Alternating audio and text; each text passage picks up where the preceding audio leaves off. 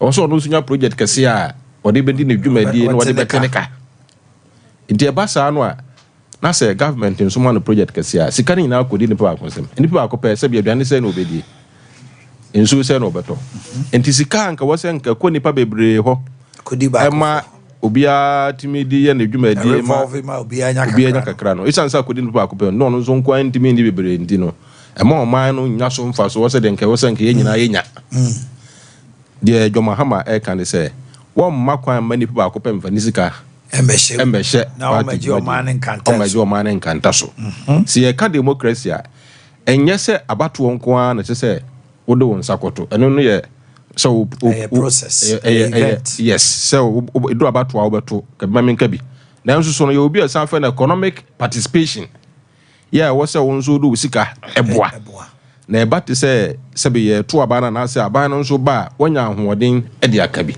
se ye nyina ye de sika boa na che se democracy no ye nyina na ye invest wo mu enti eso dodo de nso ba o se nyina nso ye benefit abana no enye ni sika free nipa akopɔ na ma se nipa akopɔ na ode ni sika ba be hye nipa kakra bi na omodo sika be hye mu nso nti no bibia ba bia no de ombeka e na wo se yedi so eno nso nti na Jomahama ye se obia mfa kakra de obenya bia se wa ho de basu bia enra obi sende ye 1 peswa 0.200 cities obi sende 200 cities obi sende 100 cities obi sende 50 cities obi so how timi about 5,000 10,000 20,000 but the contribution is very encouraging. That is it. Yes. Go for so it tells you people buy into the NDC idea. Yes. Just say go for gidi o mu say o de wasika boa no wo de wa ho de nso boa no wo de onyansa boa na eda no nso aba na beduru ho no nso no otimi kwoto boa e de nsachira beba isa se ye o hoi ye ni akwanya bia ka NDC ho se ya mfa NDC ama na se san jai ma MPP sa transfer bi odia na che se yawu e de nsa de ba begu eti na fe no esu ni ewo ni abenidie ene ba be te se yo man ye wo mu sabi omo so kodubunu kro omo si motie pamuo na wona so kodubunu no o si motie pamuo but si motie pamuo no emre ye no kra dabi inte wo so de abre de ne besi how de ya jagu omo so enye yeah never bibika ka we go ziba ho never bibika kanka de lawyer e kan for corruption amako ye opposition na ye ka ho asem ye bedru abema corruption no yentimi nya ho hwe if you say any ya or say ye and send yetimi to corruption as no embaye okay say yeti others say say ka kwan o ya job nko aye ka kwan nyina abekwa other people e wo what I say e be den and I to corruption say when there are other people with expertise you see ya job nko anye kwan nyina what the point about that e dey na ya job ye emre bi atwam e na ya job nko aye kwan no nsenka he be ne kwa akire nipa dodo se ne benefit out of ya job kwan ya wo yi nti e ho be hia se e pese tu corruption ase aye de ne yo e na tu ase nti de ye ni nyina a ye mampanyi aka e de ya to ye nim a ye tu ho na mo ne se ye pese NDC yankodi nipa ba ko bika say nipa so mesi onu de o my $5 million is a friend of financier o my $5 million it said ye tibia anya hwe kwa ni $5 million de o se man contract to die no what the $5 million na edi ministries be you know me sasha na onu ko control system no say ye ban sa corruption yintimi to aze ndi ye pese ye dane suban bia di in opposition ni ya chairman for say esa ye ba betuo no ye free corruption na monto mti ye manipa ba akofo emfo no kwa sika ema me che ye impact no emoso enu nti political financing ye di hu komo ache since the introduction of the 1992 constitution ye di political financing hu komo ache na NDC for out of discussions among for civil society for ne kofo aye no ye sua nyansa wo nti ye bibia ye no eye nyansa ye sua free ye mistakes a ye wa bemu ene futu amanfo e de mayen no eno ne ye kaboma ne ye de tu anamo se de be ya beti magana fo nya gide e wo dwumadi a ye ba be de no first and foremost ye have fundraise we because ye pese obedo bi aka ye ne jipa se ye hu so obi ama ye 5 cedis a na if you come asia e ya hom kan pa then e ka che yen say amanfo pese o mo boa ye ne free corruption akwan so nti dwumadi a ye di de ye kan nyina ne se ye de ndc beba ama edwade etumpon se edwade etumpon e wo Ghana ha e Kumasi is the biggest beneficiary because ahana the heart of businesses. About 3 million traders come to Kumasi on every day. That's right. On daily basis. It is let's say amaya beba obeyen she say this ka be kokru no no. Amount for the second nyina beba na businessmen etumpon into fundraising ya yenkan ya pais ya other places the pass wo Kumasi if you there be na watch no e kese e mayen esan say ye pesa santeman e boy because NDC ba e ba no e so mfa so kese na e ba santeman and the pesa santeman boy na kakra bi obenya bia 1 cedi 2 cedis sa o de mayen koka o mayen 100,000 e beje o mayen 1 million cedis I beje. O my 50,000 beje. But the initial part the 2,500,000 and the one because then it means that if you ordinary people and a day. Okay. And lawyer Dano a year 26. Oman penny your mama any J&J omo baby ana. Pacho a fundraising no ya ye ni nyina John Mahama na edi animu. Oh okay. Ono amu papa betena dwam. Prof Nana Jane bewo ho party chairman General Sedo Nketia onu so baba na so ne NDC na ebe General secretary so bewo ho nti fo a omudi party na nim nyina regional chairman ne mpanimfo aka ho nyina no omu nyina bewo ho aba betena so be fese dwumadi no be ko ya de ba ko ni yo na no ma Omanhene bi nso a na ma Omanhene bi so a omo so agepene so mo ba nyamba beta ya chi o dwumadi na se lo ya de ba ko ni obi ho no mo a genuinely watrasi asese who say and someone more can atasumo but he doesn't want public space maybe and the sikano so a mode so you know how does he contact you because don't say obu on my genuinely politics on person in home but what ye NDC in someone moka the gospel according to John Dramani Mahama and Jane atonasum or pese or poa on pese beka say oh especially coming from this enclave santimem or papa so person for summers and go fi se bia moba boa nanso ebia ni nuanum bi ni wo faase num bia o mo nso so akodi party MPP mutino ankoye say na wo bra sa na ate o person oboa sa oni no onye de the insha ne say obi bia ho pese udin beba inu bia no fra ebetima babeje okay na de ahihye ne se de ebe ya obi abehunu se sika bia odi ma party no eko party ne nsa no ntino obi a o ma ne sika bia no ye de to party na account so okay na ye de pay in slip no e de receipt attach na ye de abrel okay na chese no di adanse o sika ni nyi pa obaje ye no amfa nse ne motom juma die na so de ba se ya obu a odi agra o de be shem ntino sika bia obi abetua bia no so for omo ma start omo ye nyina da no say alaji bi say omo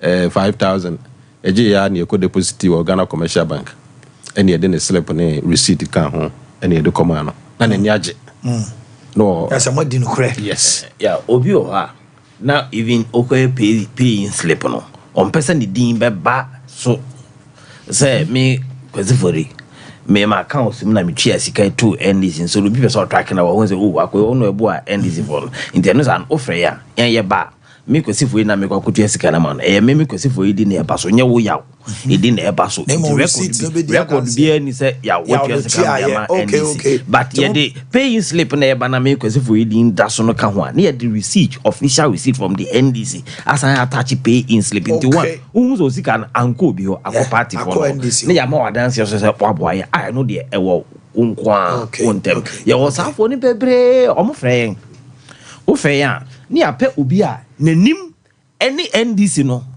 it's a who cry. What I say, you will nipa, no, near Sumano. Young Jane. In the Oba Ten, Obi and NDC, or near an elected officer, or near you mama party no publicly da. In the near Sumano, no about Jane, or Baba we are the Ose or the Brono. Okay, T. Emma, Nipenya Hotoswa. Yep. We have seen all baby. I and yet. I don't know who to be dodgy. I don't know. On my billboard back, by 24-hour economic walk on my billboard, 6 billboards. You and pressure, so we know what is going on in this region. Okay, it's time, Ben Potty, lawyer. Friday, not 26th. You better say 5 p.m. And you may know Golden Bean Hotel. Golden Bean. Yeah, you quite yaso. Okay. No copim achakra no bed no nkunomu. Na mo wie. Okay. Mbacho sebia ye ken opeso fair. Numbers. I know na hear me. Your numbers wo ha. Opese o fair. Ube nyaye na ye ne wedi enkomo. The first number no ye deputy treasurer. Your friend of Prince Atta. The number is 020 84 93 632 Satimobile 020 84 93 632 and a original treasure. So your friend Ura Philip Marvin. Fraser, so also the Marvin. Me the Alvin. No, the Marvin Fraser. Norman. No number no. As I did, I'm doing I have.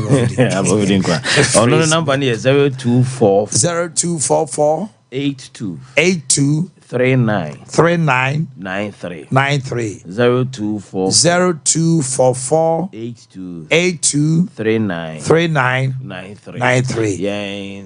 Chairman Finance Committee available upese onini din kita ho na ochechi omu enemane what I say open your account number your mobile number ofre ya ye de nyina mobile number no so hu ya papa mobile number no de nka no ye 053 88 179 45 053 88 179 45. Okay, last one 053 88 179 45. Edibe na beba NDC Ashanti tiawa.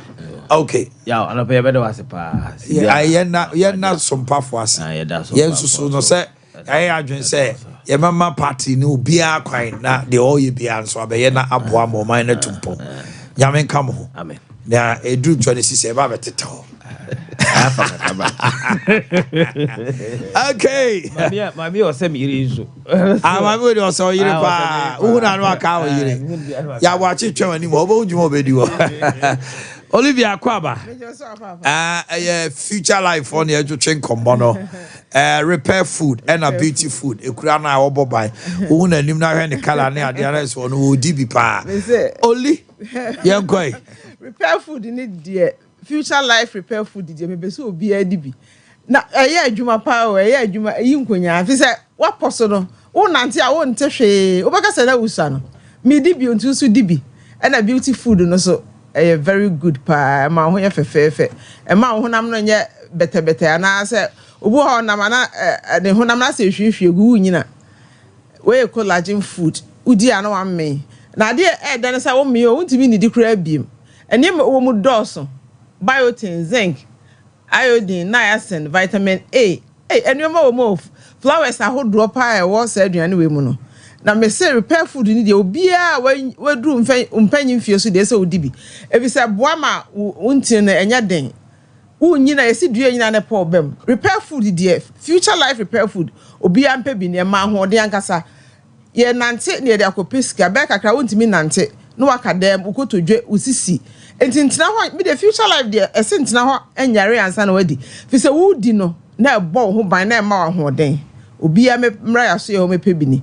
Na ya ese ye hu se enipadua no cells ni tissues no ena kuta nipadua no na wo nyina anase enioma enkoye wo nipadua no ma anase se bacteria ba omu ana infections a na omu kutia cells ni tissues no etimo ho oden kofom immune system ni nyina kofom eti yare bia bo wa obense na woda ho future life aduane no renew cells ni tissues na ti time bia nkwamo na ewo mu na ma na ho oden ti na da bia bo ho da rose dibi fi so di 50 grams na wani di 3 days gra de nipadua ni hia na wanya awie nipadua ni hia balance diet sisi nipadua no efi uchi nyu sukosi na ase ti na da bia future life fo ebo mu kokoso obi amra ya so no be paduane papa ni se ka se aduane papa nya de uto no fie na wo diskapi no balance diet da bia ya meka me se aduane bibia wudu efifi na nkwa wom sa na future life tie ti oni be ne life sis and nas na dey future life enti wudi e ma wonkwa so e ma wuwo na akodi di nioma anya ne de a ewuo be kan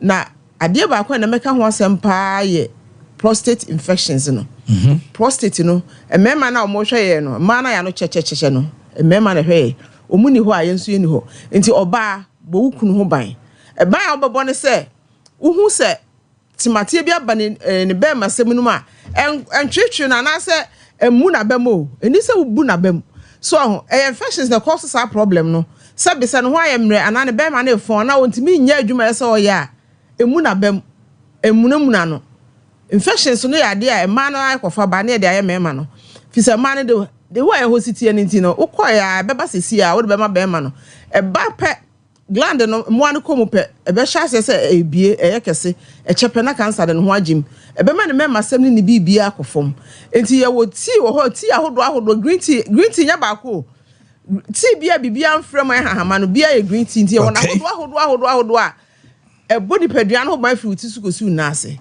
future life enti na de ne future life o life na o future no bra ho de ha obia wo ba uni ebedi nkoma ye beboa o enti ma no mesra ma obia mepeti ni bi mani kru na wo so num bi fi se Ghana infections were too much ene woti ahodo so ekum sa infections na no ena cells ni tissues na ene gone too soon adults no 40 years near that so 25 years the infections no kola no ko free school ba so mo ba toilet so a obi obeko bi obenya bi ebetima block you tubes enipa bebro muntime nyema na muntime sebe muntime mu omunsa nyina infections prostate no ekuma ma no too much okwaya se okwaya ye de pipe beto be manim se wa hu sa de ni bi pen a asema making obebo okunu ho ban etu hu sa chematie bi aba okunu ho a so ne safa ne bra so yo anankasa wa ankasa bra ye be ma oti amana sa ne omani nyina se emo na nwu a prostate we treatment kra enko ena ade ehu ni se bacteria no froko be call kidneys ne ho e be se no e kope liver no e be ka no etimi ka wo brain so e ya ade a head papa me fansa Ghana ha de the way prostate is ku nipa no ehu ankasa entintra ho ma sa ade ne nya wansa you can deceive nature wo nyina sa ade ne beba enti no the future life you say but that mo ban na ame wa me yare okay e me ma ne na hwe mo me mo ho ban amankola ne bebre so sabe o mase kwan ya biebie mo ne na e ha o mo sa no wo ha wo so achi oya na otiti nkun ye ho o kidneys no sei wa ho ode ni nyina e kofom future life for the ha obi abra o ba e ho de tuatua onuane ankasa ye ma wo ni de ope so ye ja ma wo de ope de a wo be wu ntem bra nyakopon frɛ wo yare ye ya e na ka wo wu ntem kran ka fa so be yare enti enuane ne bo ni padua no ban obi e di future life en kan kire me sa wo yare ansa no be di future life e ma no mo ntoma ye kunu ni ni mo hwe kunu mi efi so mo na hwe ye eno ano no a enye fufuo ne nan bebre na adema na kire sa open odo no ma na balance diet no ni onya ahoden mo fa nya adwuma no fa mehwe ono mofra no fi so okunu wu a obeye mbo eno ano fa numbers ne tuja numbers ne 0242 0242 87 80 90 0242 87 80 90 baako ye 0246 01 another 01 50 0246 01 another 01 50 pay food no bia metobini na 0 no na diabetes adults pressure adults yare nya japade na ya prafa obi amra so full alignment na so okotodwe no sisi ya wo ba e exercise bi e nti wa bra nsuma obi some person okotodwe bebubu akadema na obe emre da beto repair food ni bi di ni ne na mo na beauty food no so e ma ho nya fefefe yo the beauty woman your friend Olivia Boakye eni akopon ja mu nyina beauty food e na repair food esiesie obia Olivia ujano okay ya tọ́jú die no so e wa ha e de amamo abono ngotwe apa ho me to do mienu na anopei mefa announcement entwem announcement every Ashanti Regional Campaign Launch Committee Chairperson Honorable Madam Patricia Apia na omo asese the official launch of the Ashanti Regional Campaign baso on the 3rd of August. Now, the Canada Ashanti Regional Committee is excited to announce it has scheduled Saturday, August 3rd, as the date for the official launch of the regional campaign. The change in date has been necessitated by our resolve to hold a well-planned event strategically aligned with the objectives of the party. This landmark event will mark the beginning of an important journey towards achieving our collective goals as a region ahead of the December 7 presidential and parliamentary election. The campaign aims to bring together community members, stakeholders, and partners to drive progress and foster development across the Ashanti region. We invite everyone to join us in this pivotal moment and contribute to the success of our greater vision and objective of breaking the 8 and moving Ghana to the next level of economic development. Details of the launch event will be communicated in the coming weeks. Stay tuned for further updates and get ready to be part of this transformative campaign. Together we can make a difference. And they say for more information, it is signed sincerely, Honorable Madam Patricia Apia, Deputy Majority Leader in Parliament and a Member of Parliament for Asokwa. Anopei why for swasra ifia. Na Michael Fojo, head beneficiary management unit. Or woman Michael Akwaba. Omanhene Yaw. Now what to say? Adumo now so. The producer swear Beman and so they were shap. The producer what did the height to refia? Say BJB. Hey Abu Dhabi. We sorry I be say ufia how say we a small boy. Hey me can say me busu me ne krokro wa medem. Mabusu wona wotia. Krokro wa medem no. Hey! Oh man, you are a giant. Now what to say? Ade Akye. I know about the see. You ready be program. Now beneficiary management unit no asase na why you know. Di adwuma so na mudi. Okay. Medical echia na mechia watiefo nso sebio yaba Asante memu de na yenwura mibumu asema na anopa won kwaso bebre na mechia yeja Kofi Ban Japan in fact na dwene pa ni nsusu ye pa ene ede ya bedu babia ya bedui se woka beneficiaries management unit sabe why you know ye ne beneficiaries ene ye adwuma me ka beneficiaries won oma sabe enya kwanya ene yen ye adwuma no that is it into be community police for youth in prison service, youth in fire service ene ne nkeka ho nyina no won omo share models na se no into no me maso ye no ena ye manage won at management be na mo manage into no ye fana say ye can management one you ye can about nipa na won ne ye adwuma na nkasa no ne welfare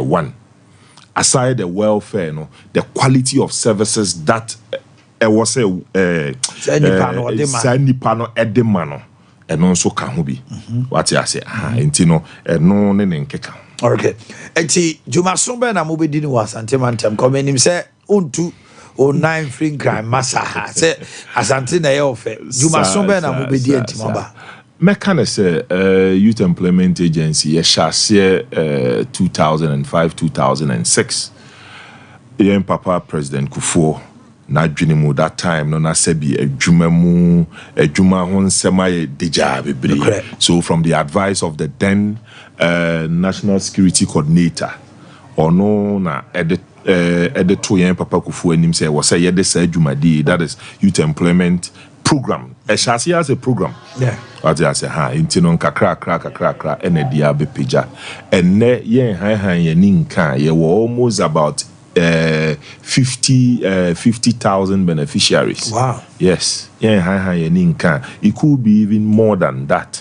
Right. And and then you be share was antimema. Na ye say. Fitimra ye di jumedi ba yina no besino. Ye nshada nya emmerin fancy ho say samri we die ye di share ye beneficiaries nyina. Na ye ne te say beneficiaries forum. Sebio ebi mpo a no bi wo abasobodie bi ebi a no bi nso wo insusue bi anase nhihye bi a obetumi di ato management anim na ye nwumadi no ye nkutahudie no akonkan enti no se ye be hia ya na ye hia ye beneficiaries na in an open forum na nia efekra ne se dwumadi no sebi etutu yen papa Metre His Excellency Nanado Dankwa Akufo-Addo. Inti no nyame ya adoma echina His Excellency Ankasa eba bibie dwumadie na no. Oh, okay. That is it. That's Nanado na eba bibie dwumadie na no. Ama sa waye beneficiaries management no forum no. Oni o manya nkita ho. Sa pepe. Nti o betimi aka niema ha wo. Niema maya so mani nti akoya nkita hodie pa. Oh, okay. Nti echina brebe important na mo sha ase. Echina nyame ya adoma 8 o'clock pepe. Ewo ye nyina ye hia mu Bantama Pentecost.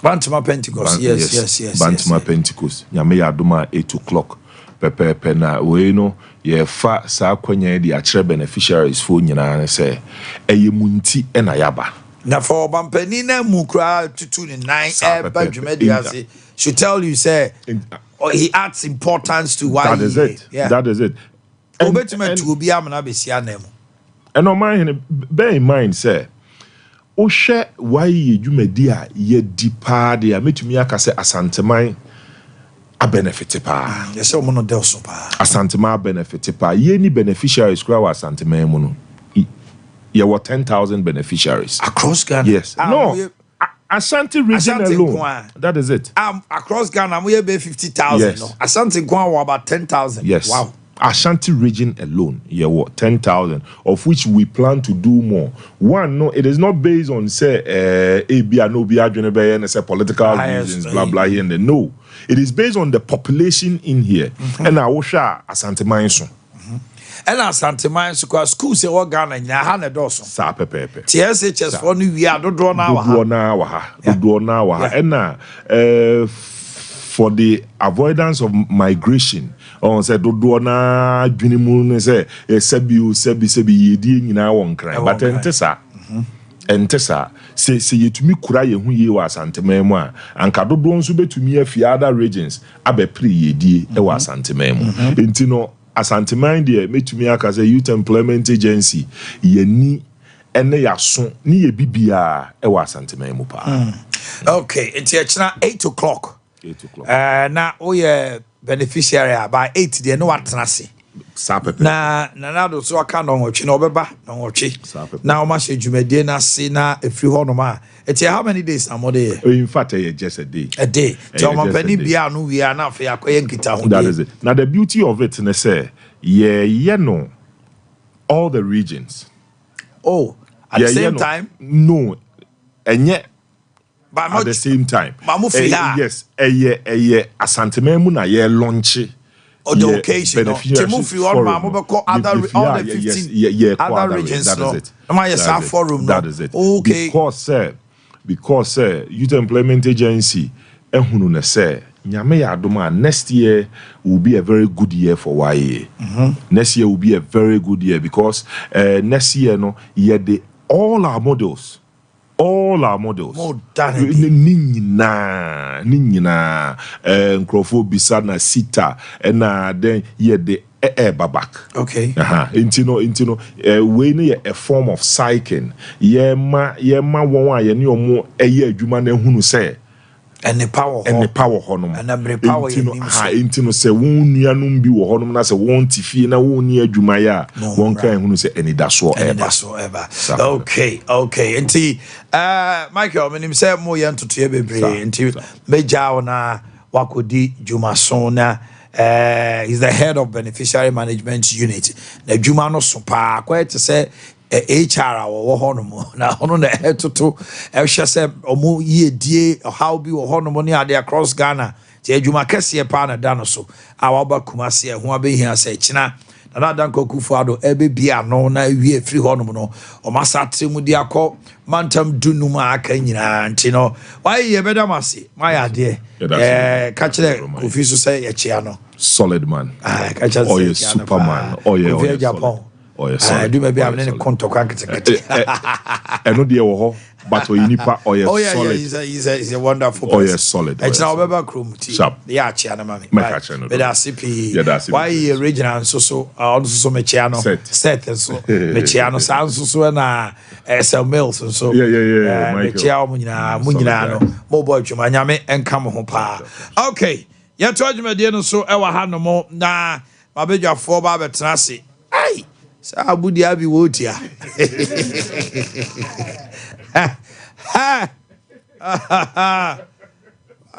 Michael David Mobi account to call anyway so we have men and we have men my goodness who are branching now I'll be pay your tc no aheno abudi abi grab paganity hey I see okay no mun super and super kangen and magic drinking water ensure ewo calcium magnesium potassium and iron it keeps you healthy say unipeduano bu on ma na atwonchom bi sa no wrinkles onoma ebe yi ni kama obu on mo di wi ana ne bo ano twe no na ne bo hyehye no e frɛ no acid reflux ana heartburns ebe yi afiri ho te say bia wo honoma na bia no awo ba we onom kangen and natural drinking water e hydrate you to the bia nsuo wo ho sounds so ena acidity content e wo mu efiri honomo e antioxidant nti obi obonom kangen bia no odwonso a eyi free ni mu obenya bi wo Breman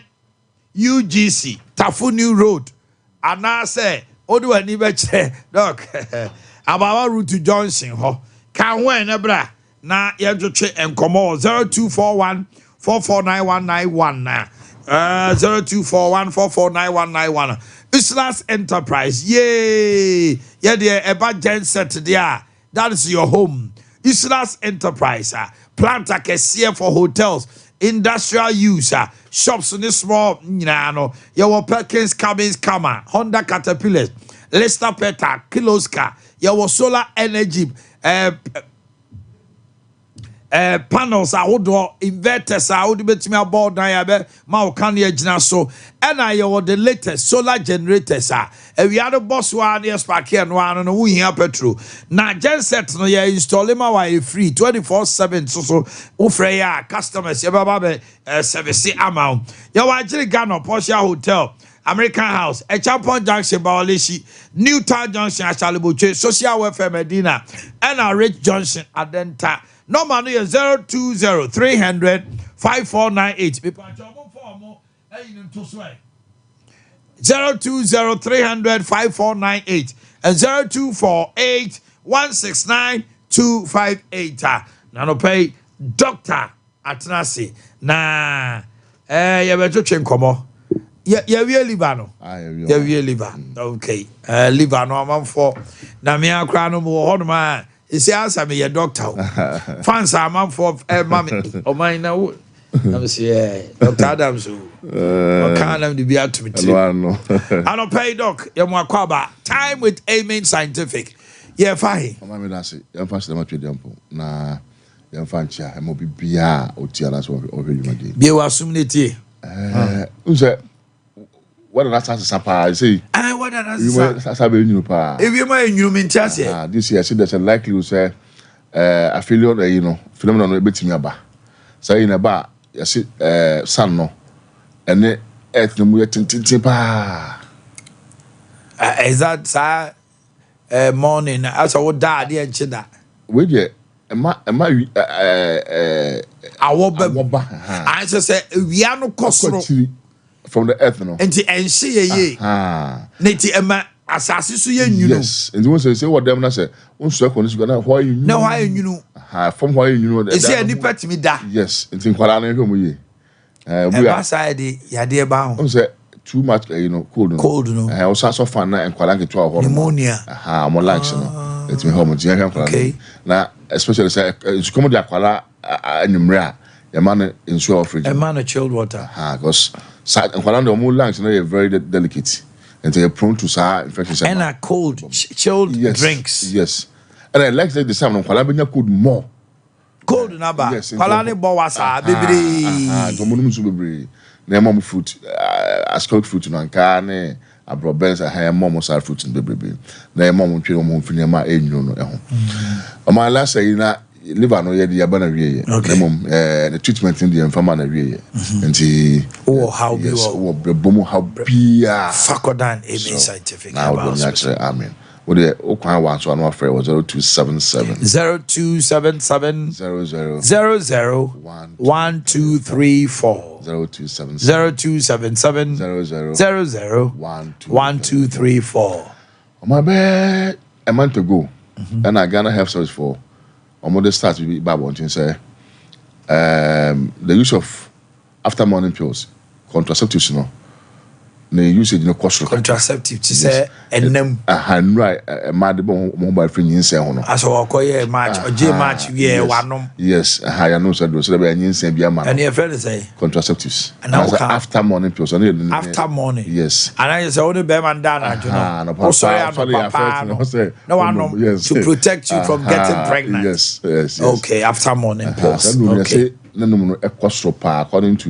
their sobiomoye no nenum koso yes a man of fashion no be brebe and the SHS for ndos and I say on my bia be hu say no yeah the control your population pan go be brebe and say who say koso sa na say it's been abused not necessarily but who say koso sa na say amount for reproductive system not amount for yes amount for have sex more but on benin say but the basa medically yes medically no a raise alarm kakra how because sex yeah doctor yes no sex you say but to the right person very good at the right time okay my they tell say o man bi e be hu say e ma enum se no bebrebe no next say said an apai so no bibi David no bebrebe a meaning say previous night no people had unprotected sex. Yes.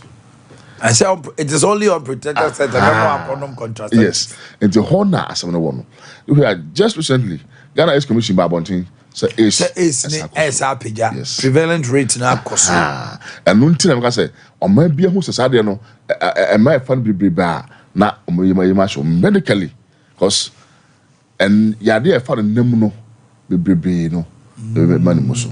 Until last month and Ghana Health for this how in the bar say yeah no so do no a man of fan bebre and check Ghana Health Commission for so do mo dia ba say is na page okay matu ase say enye sex no bebre adwen kose obetima te yade yes na adwen kose ompese obenyim but forgetting say obetima nya hepatitis obetima nya gonorrhea syphilis and namu yade awodo ni nyina the ultimate one HIV no but na adwen ye say me bo me ho ba me nyin senti makono say do no so protect HIV good the only thing we want to say e ma wonyin sen nemu esi ni de beba HIV a wa ma obi ya de bi e for nemu bia no dog ma me musa we po me oba ne bema why na timi ma na yonko HIV from bema to oba so bema will be no the more oba we have even one sex the chance na over 70%. Bema wo HIV and no back with share yes about 70%. So about make be from about to Bema less than 15%. 15 yes 15 yes now so between HIV patient and HIV oba atna ne na da unya for years na onya bi.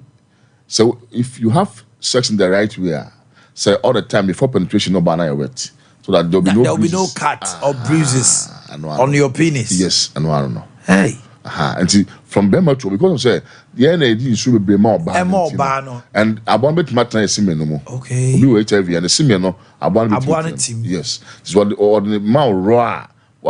There's a likelihood say. Abora with system. Unless of course people are naturally immune. 1 in 1,000. Okay. You need 1,000 be agent one of my move back home. So I is no being to me and from one. They will die of. Oh yeah. Oh yeah, Jonya. You ready my sister? Or they have a stronger music but they can repair or bow yeah Jonya. But we say 1,000 be agent one more back. So how sure you say oh dear no? Hey, one. The best way you know is to protect yourself. Protect yourself. Now, my casa if you do so over 13 years, me casa for HIV/AIDS would die. And okay. Because I'm not be yeah. Guys, commission, even if so draw cry, you think who will draw for HIV/AIDS. But I'm mechanical to because of say, SARS will be now about one thing, mechanical to be. Now, up to now, the stigma involved too much. HIV. Yes, I'm for free. Or will be when we will be right as once will be. But of free was so sad. Or be bad. Yes. I think of one baby, no, I'm taking treatment from a honor. Just say, only Casa, no one send a drone through whatever. And now we could be one of my officer of what you're doing be an actual home, Bibisa, na, or be on market cash of home. And to the most, ama, ne general crown, not INBB. Anti it was drugs now, what bontia, and not to everyone on swap. But is your corner to the Panagoon Nano, it is a doom or more, so we are the enemy. To the Panabu, and so the name Nunca Crabia uncle. And I don't know sometimes, do one of my the Chimano, one way now, you want that in your mouth. But tell me your small being a man for your don't know. The Panabana, one way now, you are. They want to test you and see, say, they're in a bed. That's it. The issue is about stigmatization. Yes. Say, a man for say, be a one because man and Chiacra, but they didn't transfer through and Chia. Between Gaki Pana, I will never be. When anybody did, I will never be. Between Nebia, I will never be. Unless, of course, there's blood transfusion or exchange. Maybe I be a Chamona, good, fine, how there's and that's a Nebia Coso. But aside San Moreno, the parent to be a Nebi. But they make kind of say, and the parent will be a young show when the name said we will be. And I afflict the no be one of my supporting system, and the parent we cannot check. Or no supplements. Yes. It's them be what on Yare. No, but you are hot 10 years. HIV more than so yes. No, they sank or four. And as sex is why very rampant. Everybody is having sex. And Kwanaki to mono. Panamu, yes, sex again down. When you say, okay, may 1 or 2 to protect myself from Sanimo with but Kwalano, you say, and Kwalano, every school, I feel no. Now, hotels out now when you're ma. And Nigeria more now. Who say they are ready for the system? Any moment from and run a banana. Yes, they will start having sex. So, where so to be seen, get this old baby. Now, don't know baby. They are over more be iron. The Hondas are really year now, tranquil year. They be a panel. Oh, somewhere. Now, what's what you when you say so? Miss Sharp, me better when you say, Miss and to be an one more do no. You send them, but before only bounce or no. For HIV, and then made to amount for say, Colano, go on before Toby. Now, most of more Pupati, my lazy. Missy Punum crabby bring fan Colano. And they must show more than more yeno. The Hupa. And we saw a bar not in need. But guidance is very important. Cassan Chila Colano, no who they here said we buy. We don't talk about sex. Yes, not only it's like an abomination. Because some of sex between you and HIV is over there. Go obeying you. Send no better. And you see a kind of swap. If I was my free HIV, no, as I bought my free instance. Because oh, shit, maybe a condom and I will put it to in a way. The one who's from my HIV, the same time. But you know. Yes, only the pending come I say raw no. Almost say protection some excitement be free. We say no. Yes, most of them no happen raw. You quite. We can tell me say matoto fe adie ne hono da. I also kwadu bia no hedi. They to be kana one and Kwasi akeka na edu ha na abu. But who so bia nje bi foforo a na your man council na o ma be so nipa no. Ofisi ni we are saying no, but doctor, genuinely also. Oti we are seeing now hono ya frɛ okoye lab. Ohundo do e bia ne ma bi gugu. Na doctors afro do atrase, my dear. Yes. And branch test. The year test no. We are see there. Omunya status akasana. We are see there pano from so yes. Abasanti the best was also Dr. Ade so with the Tobuasi. Yabotre. Anema we nyina ko wie say ya de no enkum ni pasa and then row horn Dr. Cratch when ya is. Hey. One of my couch me with me a cough. Cratch when ya HIV. Around him so ways. Sasem no it can kill you. Yes. And you know, every hospital no, our counseling unit, our counselors one man, they will have to have mobile phone them before they tell you. So what quack could be one kind of straight nipa no dia broken. I'll be obi onim yansa make straight. Obi or your expert so kind of say. Afu to be mo say because I can say table. And they will do us after some months, so that after 6 months, not still a one they be doing before most okay, I walk crying now. Then now come on to you, and Mr. Say, it's still real.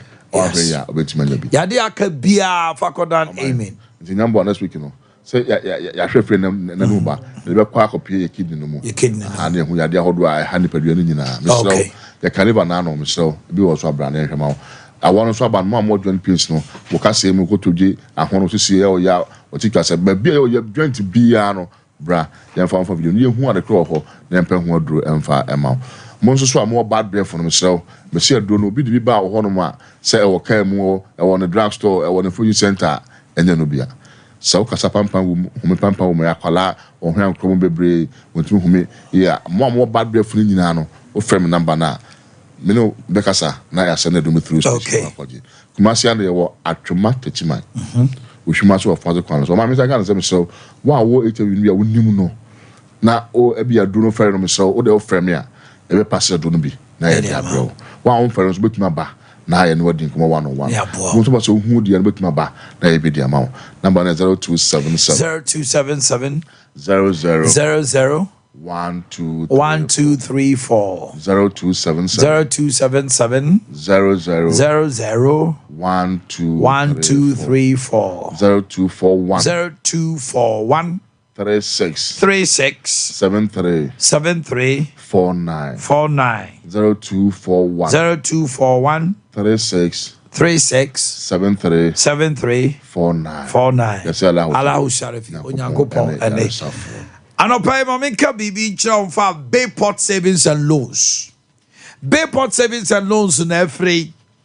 Na me catch say your future is secured with Bayport fixed deposit.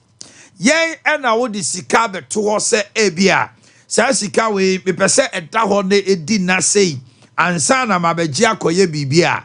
Ye won 91 days, 182 days. 365 days investment packages are yes said Bayport Savings and Loans investment product no a Bank of Ghana regulated so and is a member of Ghana Deposit Protection Scheme and to see cabe your boho bank now your product no you're so flexible now a bat's interest a one jai your long-term investment your short-term investment what the other say about Bayport. We can guarantee you maximum return on every CD invested with that. Bayport Savings and Loans. So we do sikaba. So we do besie aya the fixed depositor and see hono dewa. Bayport, yeah, the safest place to invest. Now a bus say, I want you to be a banner say customer. We have to redeem you and terms so we give you customer redemption who en kasano any baby so them can 91 days 182 days and 365 days investment packages or your principal plus and interest are always guaranteed in full at maturity interest na so sika bottle na so so nie enya fe na wo de agiwe na akire ye de we abeka ho ye nim sa de ne ye obey port ye de ka ni nyina bom do so puo bam na da account fre 0244 598 400 0244 598 400 and your Daniel number Doctor so yeah 055 811 9281 Michael 0242 288 915 Collins 0244 170 601 Collins 0244 170 601 Michael 0242 288 915 Doctor 055 811 9281 and Daniel 0244 598 400. No pay Bayport say your future now. And your future now. Kanino Obabe ebe ye yasem. Obedi nisika wasem komo. Samre here wojina NDC for Akachia Wakasama mo. Honorable Operajuman. Zuba once again, you're welcome. Yeah. Baby, I'm called there. Yes, I do. Hey, and no, don't say. So I'm interchange. I'll say it to me, see that. And this in Yaman, I'm the free SHS by Munyaika. I any there. Mufana, dear man. Yeah. Munga Kavu for fro. Now, so I'm interchange just 2027. And then baby. And I no pay engineer or Hineba Tapuku. Or say 2027. Time. Right no. And now 2025 and on be say your friend auxiliary roads ni nyina awie 2025 so the real to come. So I'm interchange na nyama so. Or say 5%. Name sa 5% of what? I so interchange. Now roads no and 35%. Yeah. Unim. Catch them.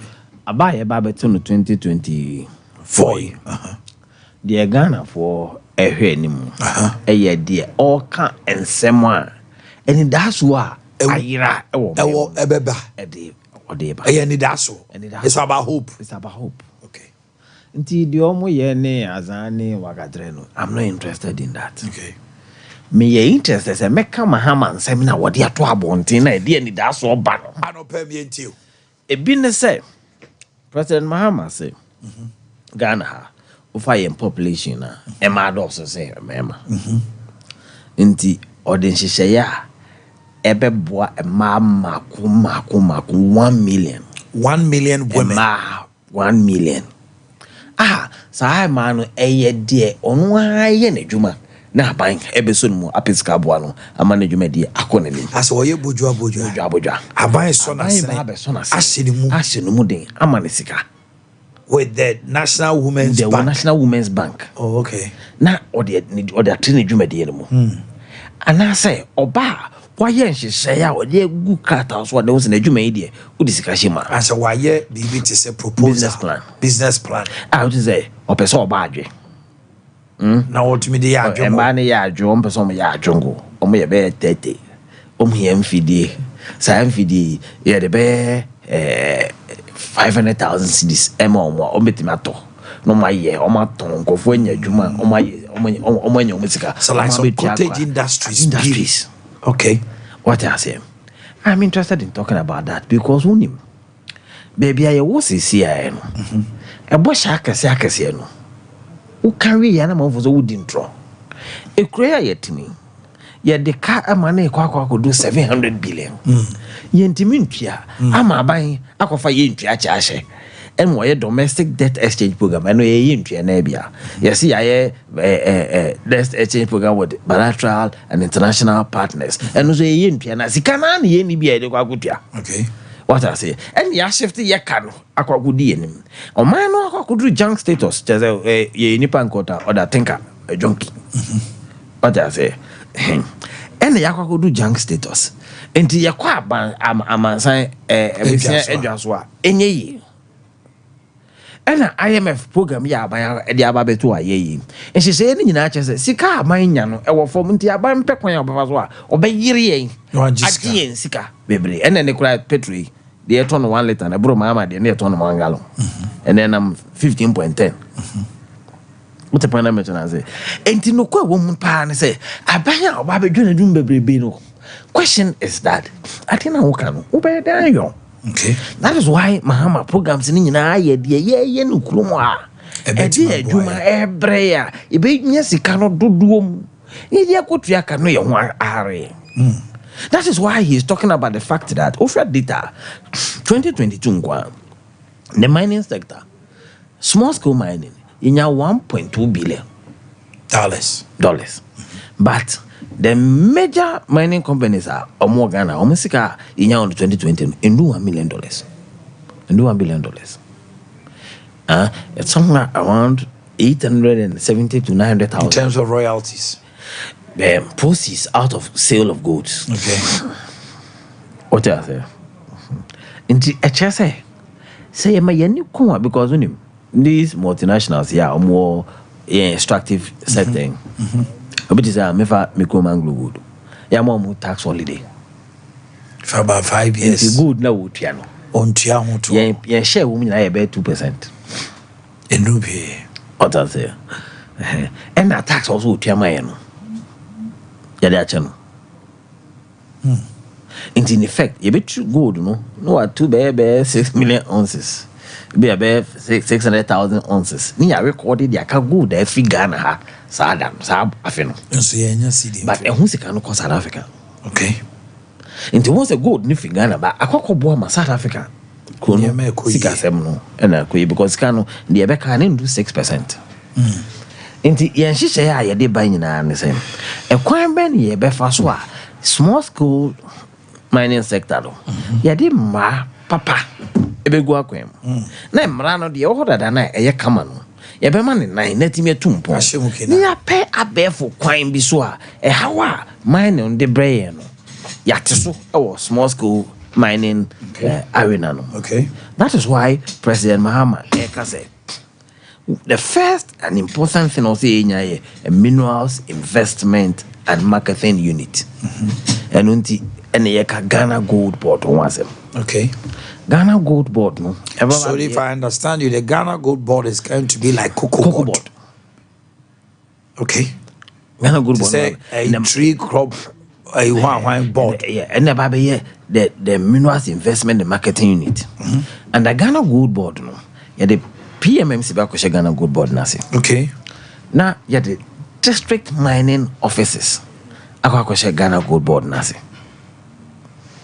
Let's say a fat district mining office. District mining office. District BI or mining potential. Currently, there are about 110 districts or more mining potential. There will be offices there. District mining offices. Because 110 districts in India. It's not cry employment. I know I don't buy a crew of one or more name there. And the befa. Omuno omayemu ejuma. If district mining offices na we Minerals Commission and I'm right organ Act 703 and Quine and oma licenses. Now omudi mining ho jumedi. That's right. The whole of Ashanti region, there are about 13 to 16 mining districts. Amansia any adancing kwa bema 10 districts. Ubenya Nyinahini, Ubenya Mankranso, Ubenya Edujama, Ubenya Tepa, Ubenya Konongo, Ubenya Besomefenho. These are the ones that I know offhand, which is 16. Out of these 16, district Okwa Obehu Minerals Commission Office Umi Konongo, and now Obwasi. Okay. Now, over personnel level, how do they monitor? Into the area and say, apart from the district mining offices, no, yeah, then Minerals Commission office back every district be a mining potential. Okay. Ejumekua a share Emma Ejuma Woody and Infidia Woody Diano, a how a day by any one she share Ebedimu, a environmental protection agency, almost about district Obi. Okay. Ejumekua a share a testing so. Abra mines ejuma a water resources commission almost beba ho. Okay. President Mahama ba district na more mining potential no. Hong Kong 4 agencies. The district mining office, the minerals commission, the Water Resources Commission, and the Environmental Protection Agency. Then you have 4 agencies. That's right. Say ABI, funny part 10. Wow, immediately 40 employment within created the community. within the community. Okay. And what will happen is that licensing, just all concrete, no. You're decentralized about the street more. Okay. About the street more, what it means is that traditional authorities participation about the key. Okay. Because per the law, Uber mobile lines is also a publication. I in fee, post office, maybe a public and gathering. In this, or any pay objection. Now, so the comma is in this in Nippon. I could do to me. I wagadrena. I declare that I crowd one. We did an active. Until an abetima community commission officer. What the crat and alcohol mom.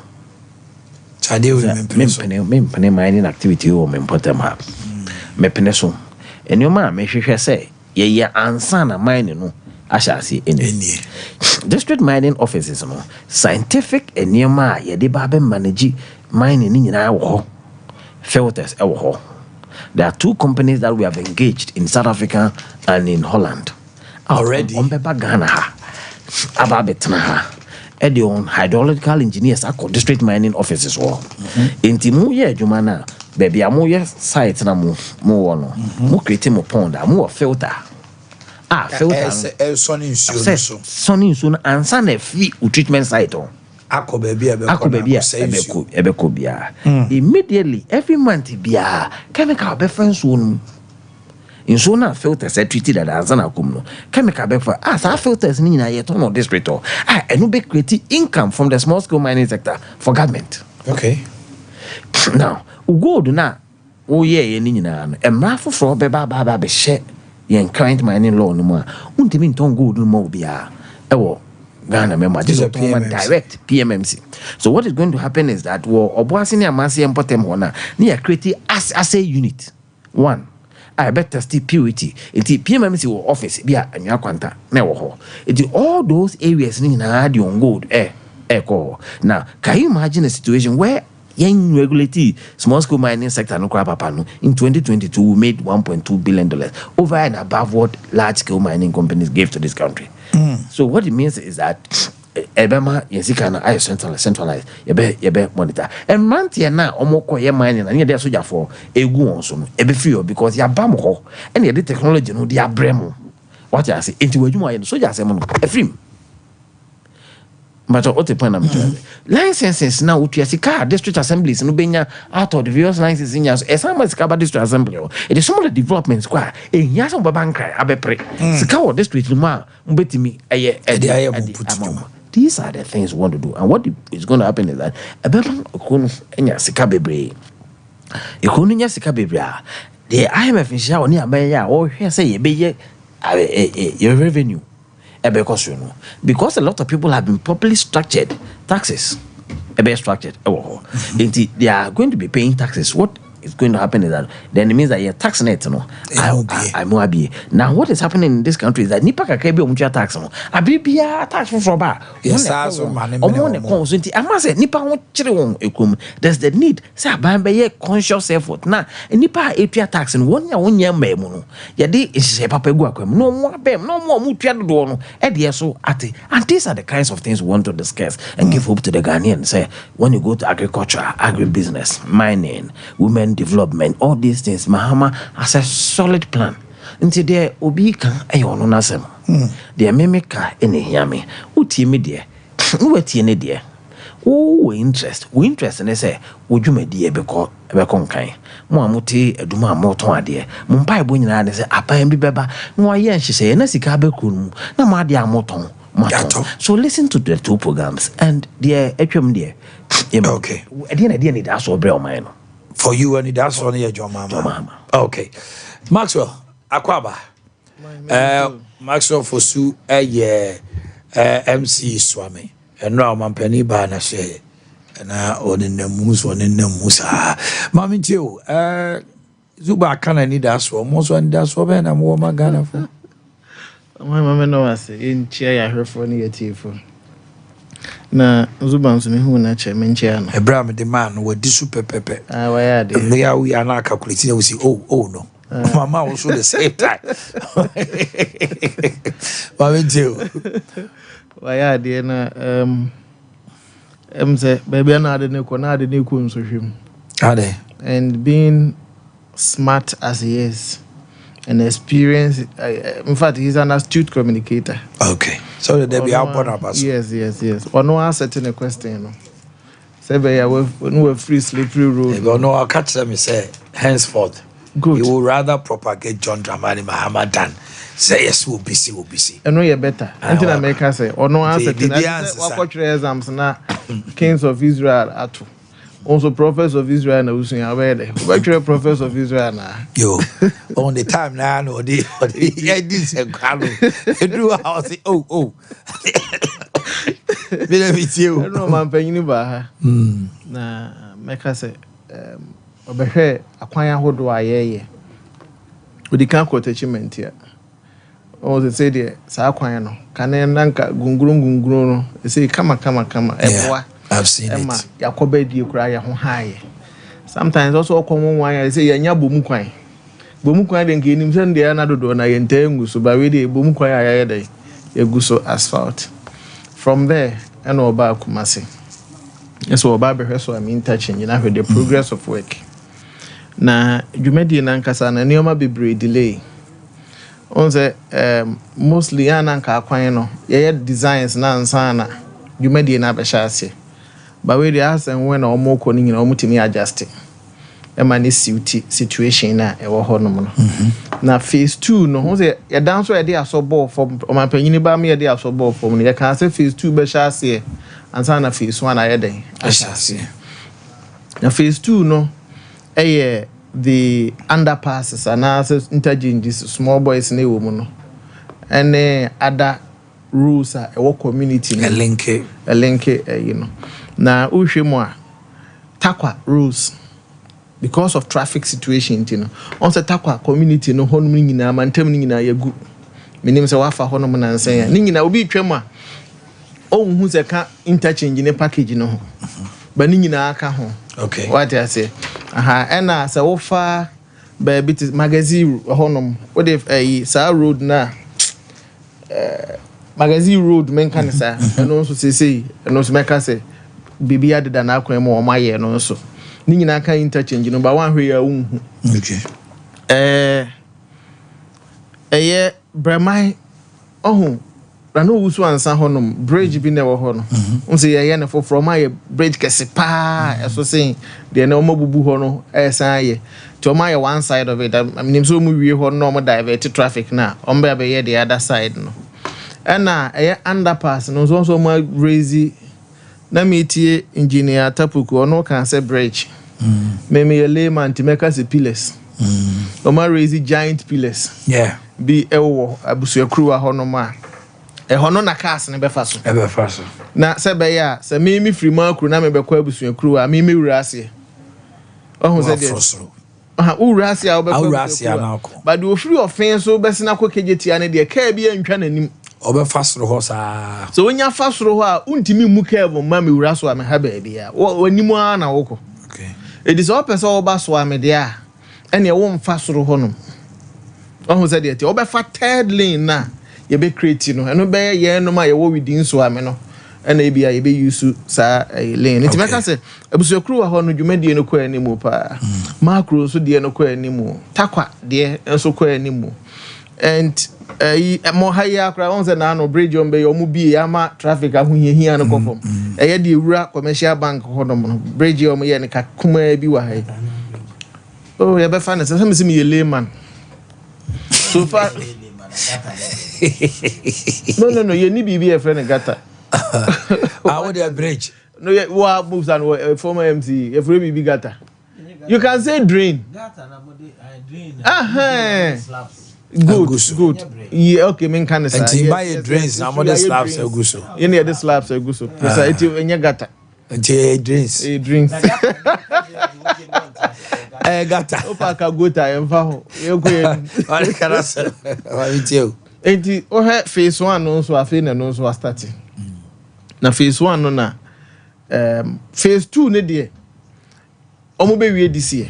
Actually completion date no February 2025. But according to contractor no see this year omo be bie ekwan na tuma ma ya use the main one no na there's a focus no akọ phase 1 since omo start here omo the pipes na ade omo be change old lines na Ghana water metallic one and pipes have go on. Yes nti no omo ya sa na mani na phase 2 no egu so 2027 na also omo na mu ni we no e be 40 year no we ne de e betimi atensa afri ho completely nti meka se so far adwumade ne de e sha ase na ye slow but so far e kopa and it is so be na mo wo ma asanteman Zuba ka and need a swama Ghana near Santimai. Watch them mining centers, send their mines as ya hardly. And ma our more mine, Quajiri agri, or says a old foul bar now to tea bar, what it or my munina, one penny and this what do, dear no more ma Ghana for. Make us know about penny say free or no quan young quanta, no see a one choir, one of the one ruder. See we are being dualization adwuma ko fi jobo ye de nya adwuma ketwa bold so dey good form na odru ho no ma so wo equipment bi and at the rate at which I work on so any pa nti see etimi dualize sa kwan no so amana kwa ebema pressure na kwa link obo ase de na ebema pressure e was a road no so na yeden akofom ni nyina so ya de a eboa na apija asantima ye nimo nti Zuba at the end of our career, because this year's campaign is going to be issue based. What is a canena name Puachani and Oya and a trim? NPP no beginner be the atema at the quasem. Sana NDC news to be kind at the quasem. Na etwa down so ayana ye kan do baby I'm funny the end about community and sign about media so ye gd because me it doesn't matter my don't worry me ti hey say me beka se me ye bibia. You know, my credibility never many person gidi o mu se metima ya na mentime nya na meboa. Almost omo baby banka mama o ma ya de trimu poni ye. Se Zuba na ye presidential candidate of NDC and wo kan ye hu na dwuma da. Ye nte na no asem da nka magine di. But there ono say o baby bank ma ya de atete ma on say 1 million and 100,000 1 million Ghanaian 1 million Ghanaian women no e hono na e ha mekakra si edu nkatia na presidential candidate kra e bi anka magie di but John Muhammad die what can be pain in 2008 he was a running mate omo manifesto omo de ba ye no on some say ya no omo kan yo omo so omo de akuafo kuani bia wo ya adwuma bia no se be ya agric beko nanim nti no omo be create bibi e fe no agric development fund e de ama akuafo nti kuani a wo pe fertilizer kuani a wo pe sekan kuani a wo pe sika e de ama apaafo ado kuani a wo pe sika de aye kua no ye be advance sika de ama now de aye kua omai enfie nwotwe ni nyina no a great development fund ni ya unshia ne baby ya bawo de mechi enti ama in as much as omutiri mu pone ye no sabi wo de wano ka no enko ena wo betimi ya nso ye den enko eni ma bebre ho no mo kan ye no mo antimi anye enti eye den na afi de Ghana fo e ma ya nyi wo muni so mo betimi aye aden wo se ya GNDC di eba bank yo so mu bebie yo e dey na che so mu betimi because the edikan ya de bran wo no wo so be create ya yi ama akuafo wa ntimi anye but when also ba ya mama e dey na kire so betimi aye say ye nipa foforo de anka magie de na John Mahama de mitimi but your team is it is possible for NPP there it is possible. Why John Mahama NDC is not possible? Mama example and I'm a obi. Because if it is possible, it means everything is possible. It is possible when your credibility is intact. And what makes you think the credibility? Credibility is about honoring one kasa. Is it everything you promise you have done? Your flagship and your menina. You can say about free SHS. Mpacho say aye.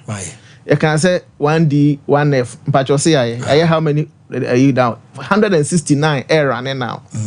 Emu bi de na e wo hodada na this e be boa ma de gina e bi mo started from the scratch. You can see e be partner also with the private sector na yes ade we. E ba che what you say. See etimi aye. You can say under a $1 million per constituency. You beboa na toilets facilities won't pursue you do na so no. Ya boa. Oba swam household toilets. You have over 1,500. Okay. Ashanti region, the last count near that third. Just the first. Okay. Yeah, institutional toilets be ambulances are ama. But you want to say the no. You can say health insurance atwa JJM ye beboa na reshape no. Me no ka say na you can say a health center na be improve ye 111 hospitals and ameboa. Sports sector no. You can see a better revamping the sports sector. Near boa on the talent and I talent. Me pacho infrastructure, sports infrastructure. So men can a sports stadium. My part. Yeah. Sports development center. Yes. Nyabotre Mr. Zubana me ubenya time me pacho nyabotre. Uti wa obi kasa wo wa say wa betie maputo.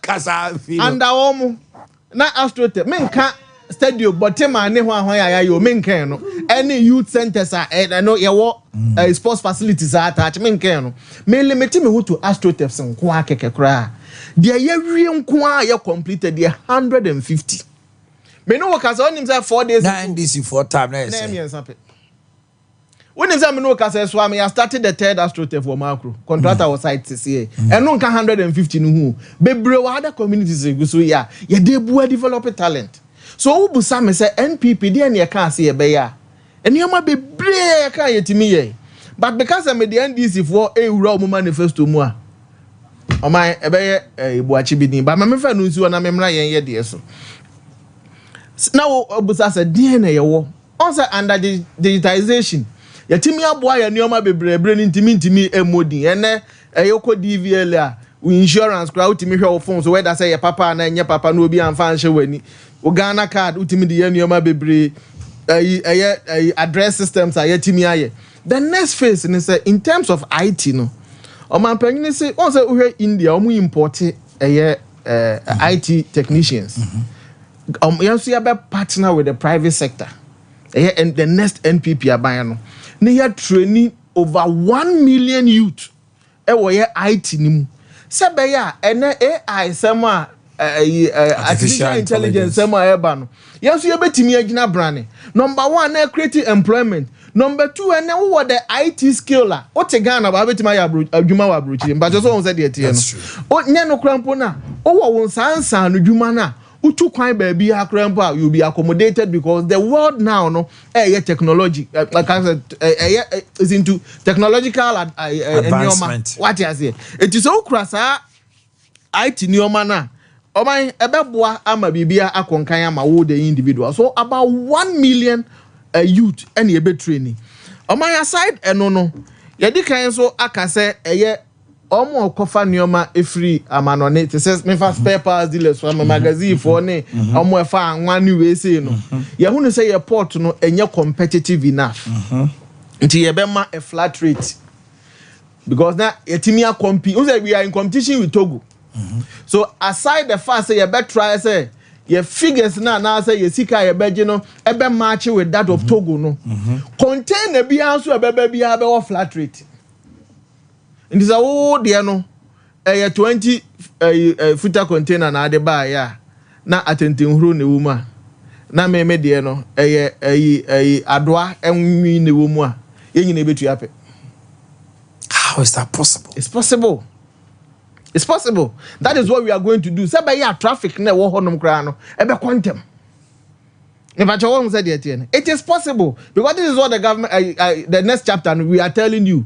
So we are so far as a container and air ban on that is how we are going to handle things. You be man compete with Togo because the Mali for any other countries now almost landlocked countries no. Don't wanna say if you are for Togo because who say honey cheaper. But how compete with Togo until ma also the Emra from na at par with them. Sebeya ubenya enough you hano. Now aside and also no 21st clinic the sciatica Europe tour eba waboboano 1 month from the 21st July to 21st August. And to book a pre-booking and answer pre-consultation.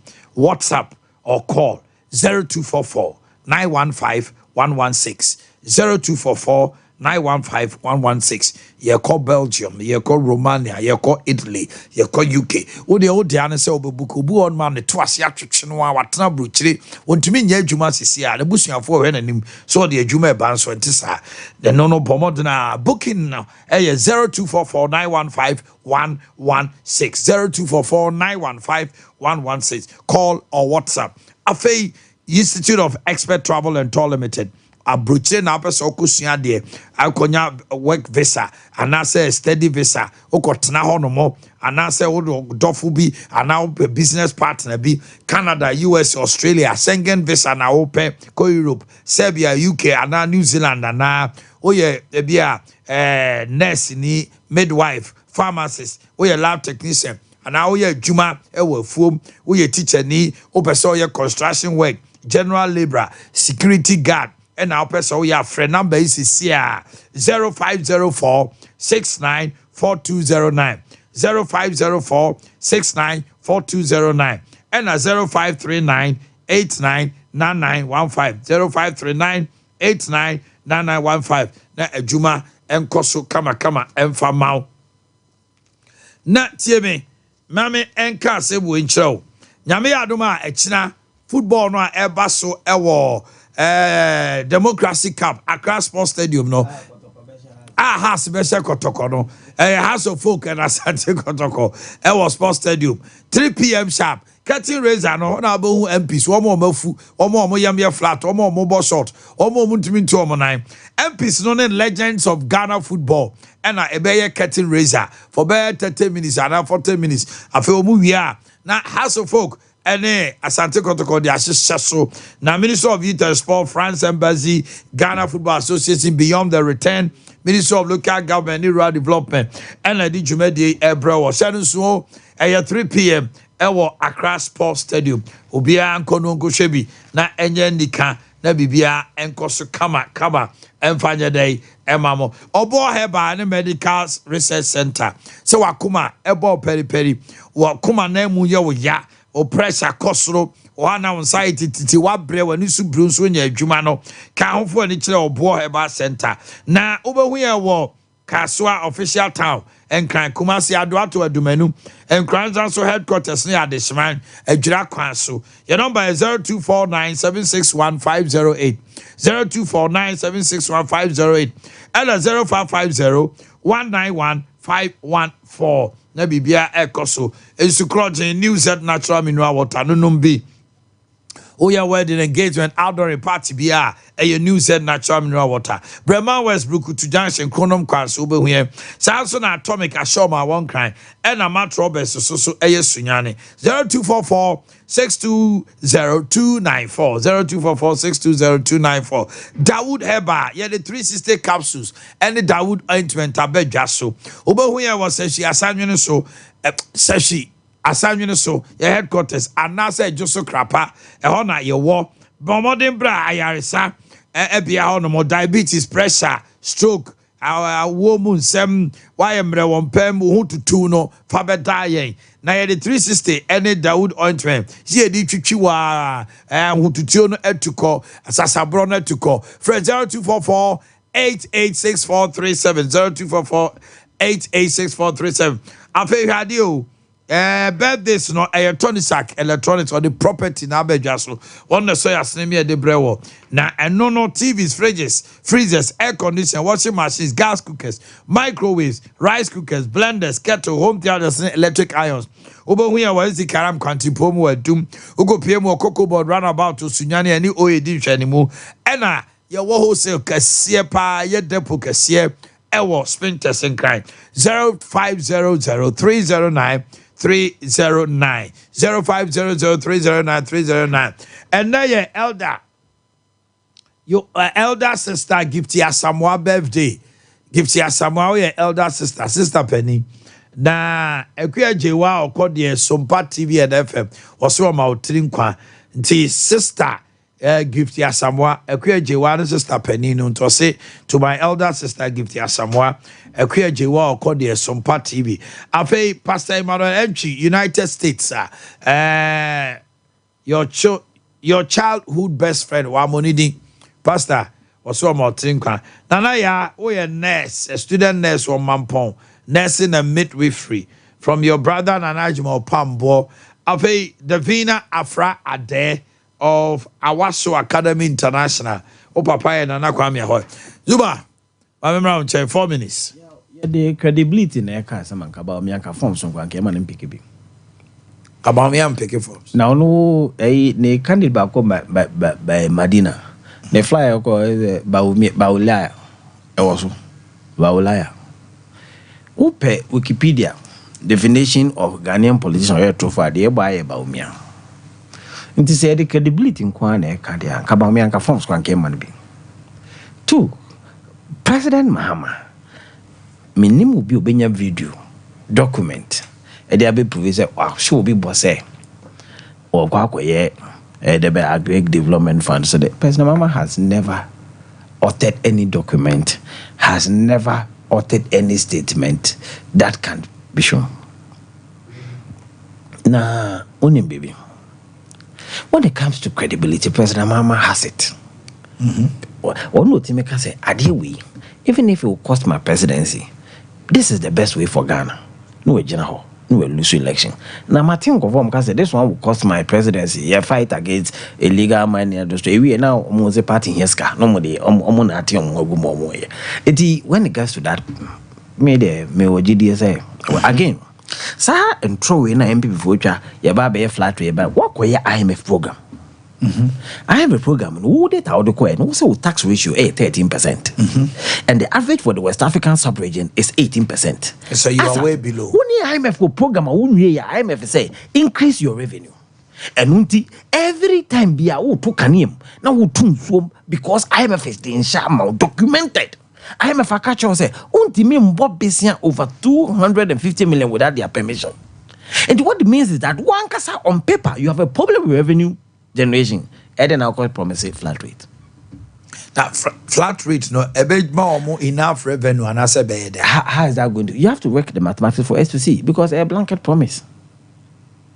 A bit on the make mediano. You kept quiet, but no kind of big kofakaba. And need your coffee and quiet piano. Woman, flat. The Alpha car container engines no. Or need your coffee latoji. Every piape. Wouldn't draw. Sana mobile can one mama, we make can constituency $1 million. I feel we must more toilet. Toilet better than $1 million. Hey, I go for all bazaar you. But you see, the Omega canina. Dokano. Afunu woman ato akeka. Dokwa from MP. Nanka wa nem money bia be. Yes, you will construction. Unya face one ma unhu defect be because me ye face 2. So phase 2 yeah. And it's na you know. Ndi mumfa design man ye nchiro mo say the omo ye abusu akruwa no. Ka mfa so enipa le befa so. Mumfa design ma. Mumfa design because you time ye ko epoku ase. Yaw. Asempa na make acho. Tie. Ya tie. Omo ya kwan no. Workers no omunya tikumaze ya o. Ye wi asu no mudi ngomo. Mumfa design me bo ho. Ni ehwe mu phase 1 and mu phase 2 no. Until that is done, you have to relocate Swabi police station. Mumfa foundation go from. You have to relocate West Coast Party School. You have to relocate Ghana Water Company. You have to relocate Shell. No, I'd put that no fast and my own. As we speak, Ghana Management Development Productivity Institute anymore. A quanta that the nani ye fail so ababigo. Who catch me so baby 40 lane bro. But you see, he talks about sports infrastructure development. More dear, no dear. I told you, Mama Ghana, ye classify. Ye Tikruma, ye Bokaf tournament. More sports for come meet you. See, ye parkways, ye de. Great, ye de Sudi. And a choir so. Infrastructure, ye Jadma, to say Cape Coast Sports Stadium. Now ye qualify, say, a bit in your hosting any tournament organized by CAF and FIFA. Masa yenina akwa fans I astrotefa wow sports deputy sports minister come Morocco by obeka chairs had in kwase for there we not be trying poa. Okay mama too ne be nkwase for astro tef de be papa baako